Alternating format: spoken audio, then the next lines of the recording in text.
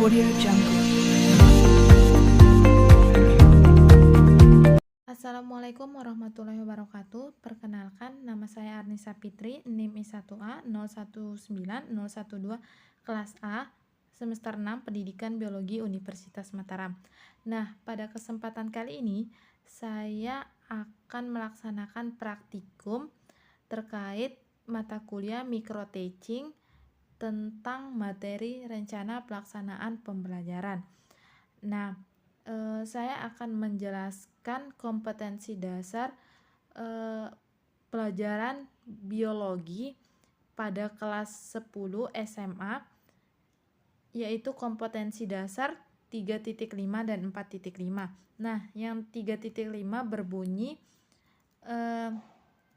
menganalisis struktur dan cara hidup bakteri serta perannya dalam berbagai aspek kehidupan masyarakat.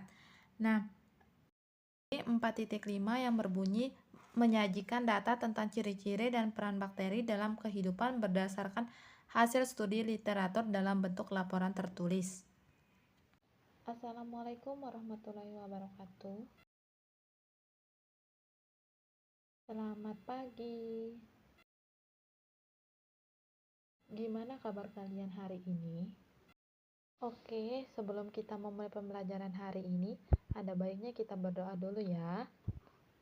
Oke, Ibu yang pimpin, berdoa mulai.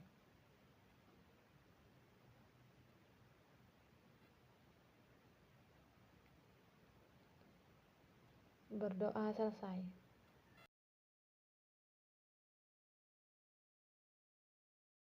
Nah, sebelum ke pembelajaran, Ibu absen dulu ya. Aulia Rahmadayanti Rabbani hadir.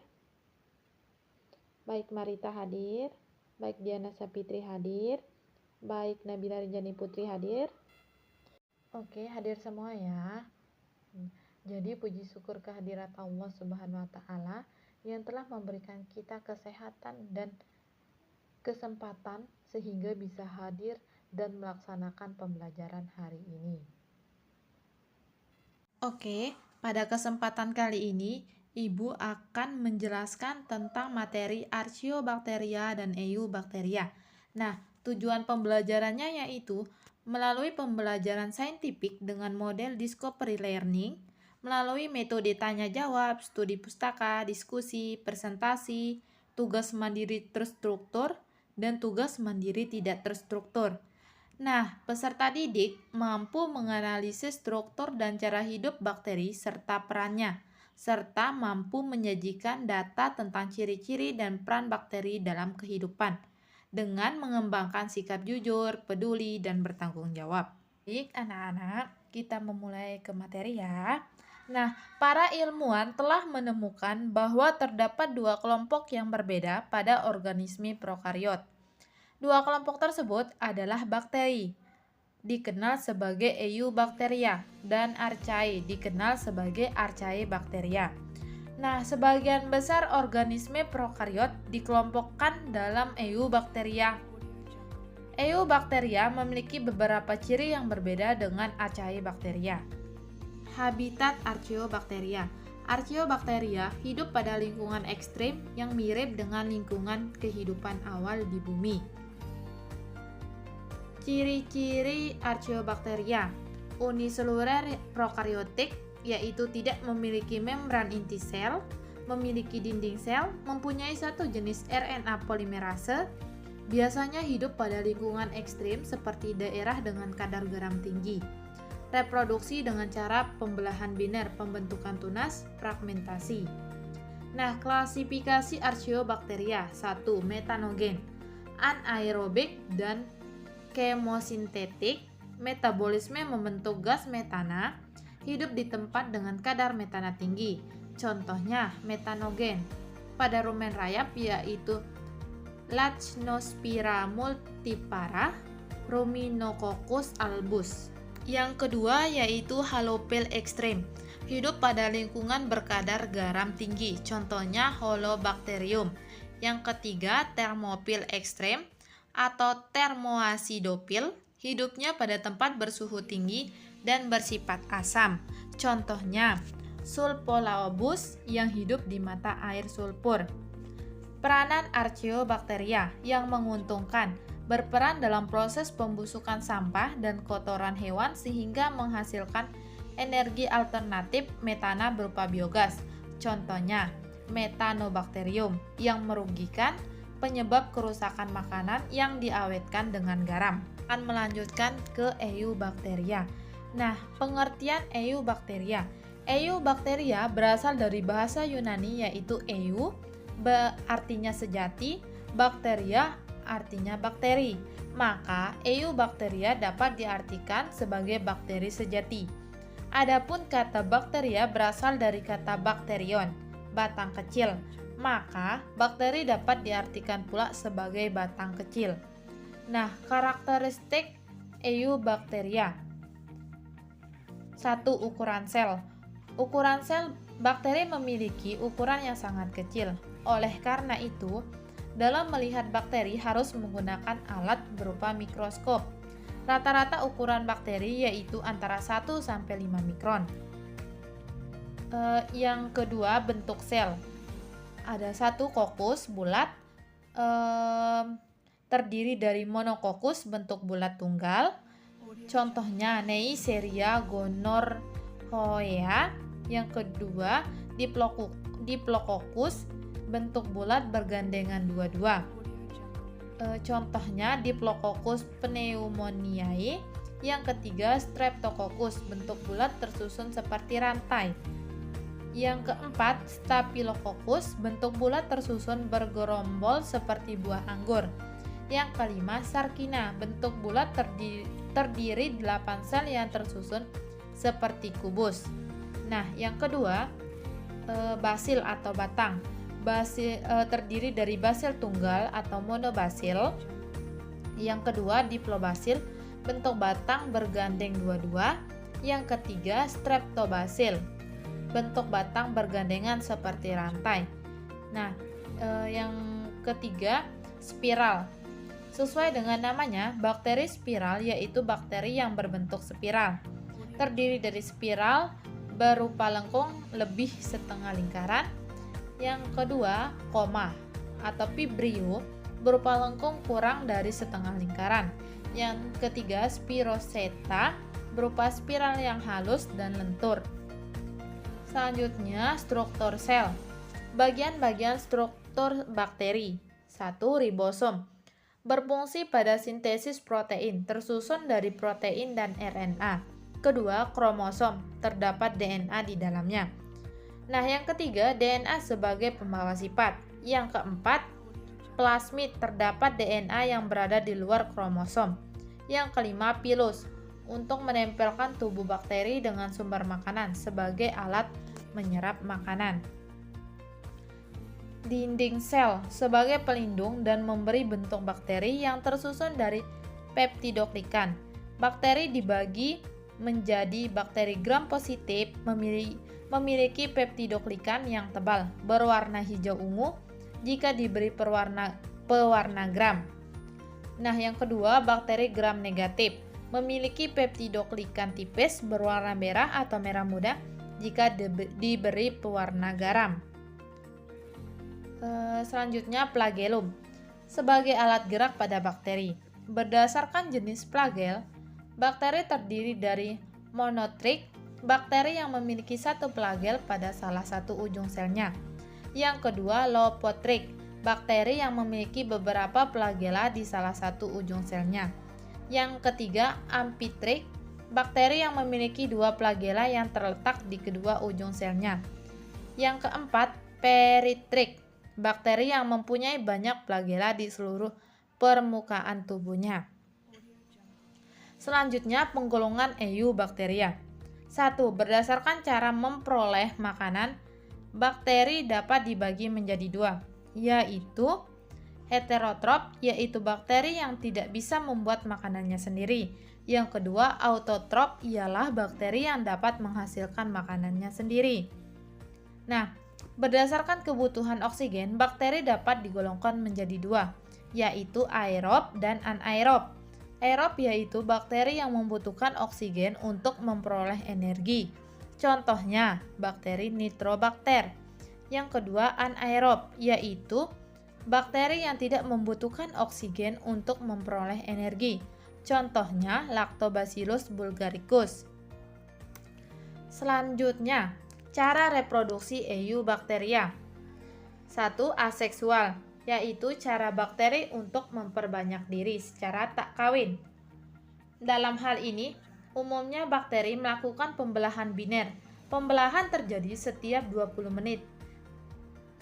Selanjutnya, seksual, yaitu dengan cara melakukan konjugasi. Nah, proses konjugasi ini melibatkan perpindahan materi genetik secara langsung melalui kontak sel dengan membentuk struktur seperti jembatan. Contohnya, bakteri Escherichia coli. Nah, selanjutnya Eubacteria yang menguntungkan: 1. Pengurai sisa-sisa makhluk hidup, kedua pembuatan makanan dan minuman hasil fermentasi, yang ketiga berperan dalam siklus nitrogen. Nah, peranan yang merugikannya: 1. Pembusukan makanan, kedua penyebab penyakit pada manusia. Nah, itulah tadi materinya. Apakah ada yang kurang jelas?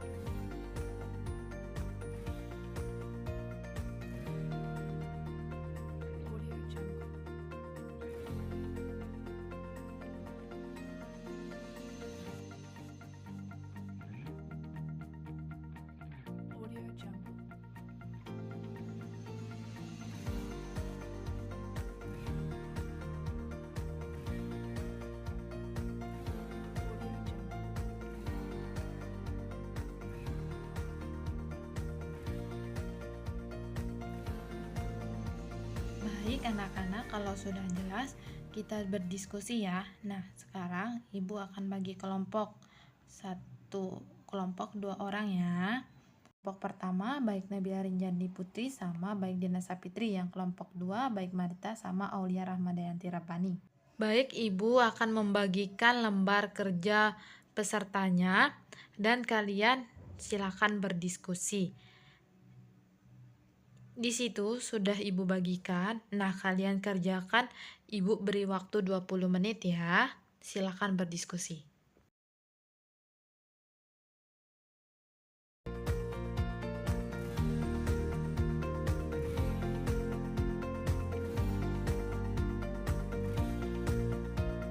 Audio Jungle.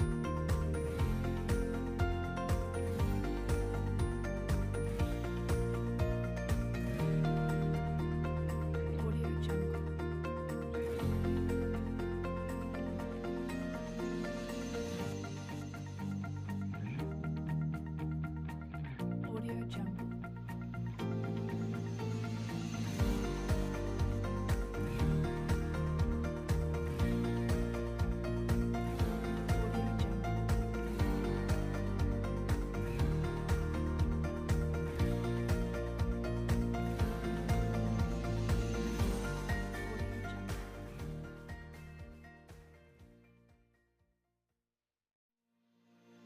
Audio Jungle.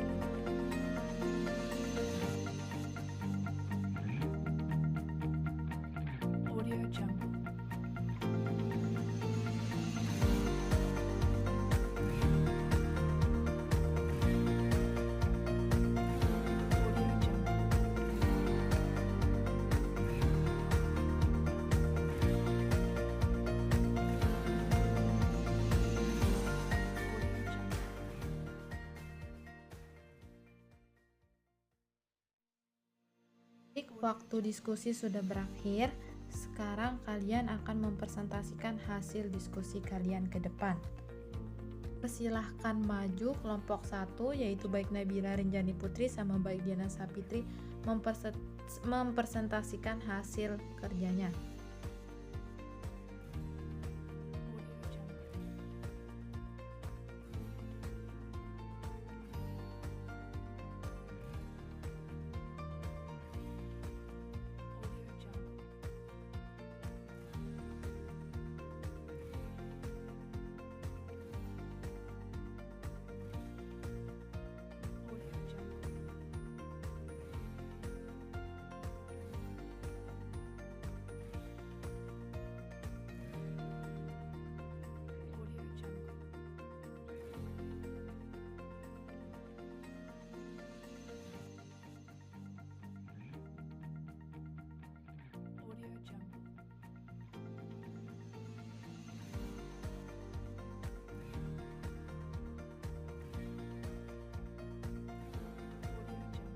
Oke, itulah tadi presentasi dari kelompok 1.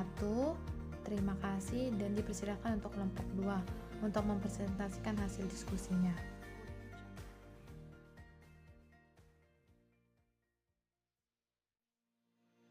Audio Jungle.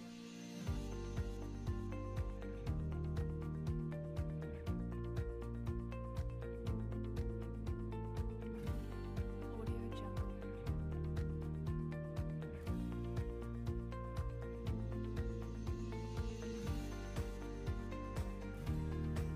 Audio Jungle.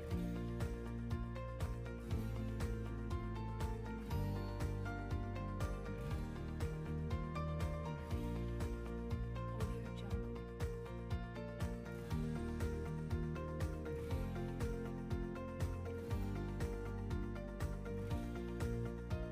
Audio Jungle.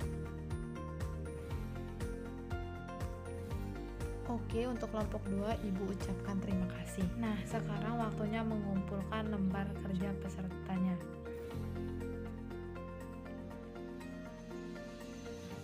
Baik, terima kasih. Alhamdulillah, presentasi dan diskusinya berjalan dengan lancar. Sebelum Ibu mengakhiri pembelajaran pertemuan kali ini, Ibu akan memberikan tugas mandiri untuk kalian, yaitu 1. Menganalisis struktur dan cara hidup bakteri serta perannya, dan 2. Menyajikan data tentang ciri-ciri dan peran bakteri dalam kehidupannya. Nah, 2 itu tugas mandiri dan dikumpulkan pada pertemuan berikutnya. Nah, sudah jelas itu tugasnya tadi. Oke. Pertemuan kita kali ini lebih kurangnya Ibu mohon maaf. Wabillahi taufik wal hidayah. Wassalamualaikum warahmatullahi wabarakatuh.